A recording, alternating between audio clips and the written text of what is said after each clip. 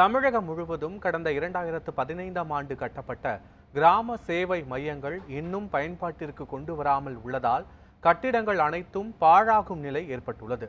இதுகுறித்து நமது செய்தியாளர் விக்னேஷ் தரும் கூடுதல் தகவல்களை தற்போது காணலாம். தமிழகம் முழுவதும் கடந்த 2015-16ஆம் ஆண்டு காலத்தில் கிராமங்கள் தோறும் செயல்பட ஏதுவாக சுமார் 17 லட்சம் மதிப்பீட்டில் கிராம சேவை மையங்கள் புதிய கட்டிடங்களானது அமைக்கப்பட்டது. குறிப்பாக இந்த கிராம சேவை மையத்தில் அரசு துறை சார்ந்த அலுவலகங்கள் அனைத்தும் செயல்பட ஏதுவாகவும் இதேபோன்று இ சேவை மையங்கள் செயல்பட ஏதுவாகவும் இந்த கிராம சேவை மையங்களானது அமைக்கப்பட்டது.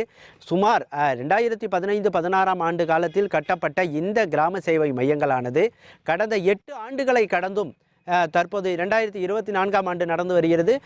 சுமார் 8 ஆண்டுகளை கடந்தும் இன்று வரை அது பயன்பாட்டுக்கு வராமலேயே இருக்கின்றது. குறிப்பாக திருவிடைமருதூர் சுற்றுவட்டார பகுதியை பொறுத்தவரை 50க்கும் மேற்பட்ட கிராமப்புற பகுதியில் இந்த கிராம சேவை மையங்களானது அமைக்கப்பட்டுள்ளது. இந்த கிராம சேவை மைய கட்டிடங்கள் 8 ஆண்டுகளை கடந்த பிறகும் இது நாள் வரை அது திறக்கப்படாமலேயே உள்ளது. மக்கள் பயன்பாட்டிற்கும் கொண்டு வரவில்லை.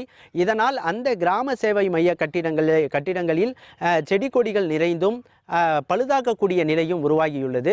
சுமார் 17 லட்சம் மதிப்பீட்டில் கட்டப்பட்டுள்ள இந்த கிராம சேவை மைய கட்டிடங்கள் இன்று வரை அது பயன்பாட்டுக்கு வராதது ஏன் எனவும் கேள்வி எழுந்துள்ளது.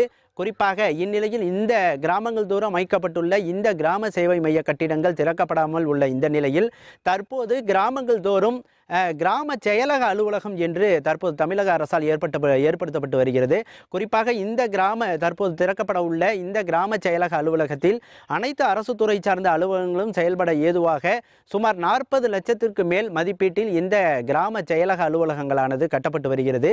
ஏற்கனவே 17 லட்சம் மதிப்பீட்டில் கடந்த அதிமுக காலத்தில் 2015-16ஆம் ஆண்டு காலத்தில் கட்டப்பட்ட கிராம சேவை மைய கட்டிடங்கள் பயன்பாட்டுக்கு கொண்டு வர முடியாத நிலையில் தற்போது இந்த கிராம செயலக அலுவலக கட்டிடங்கள் திறக்கப்படுவது ஏன் எனவும் கேள்வி எழுந்துள்ளது.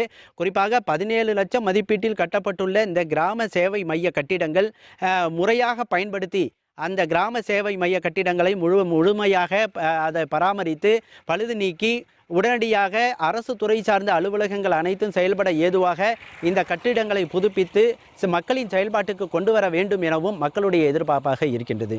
நியூஸ் 7 தமிழுக்காக திருவிடைமருதூரிலிருந்து விக்னேஷ்.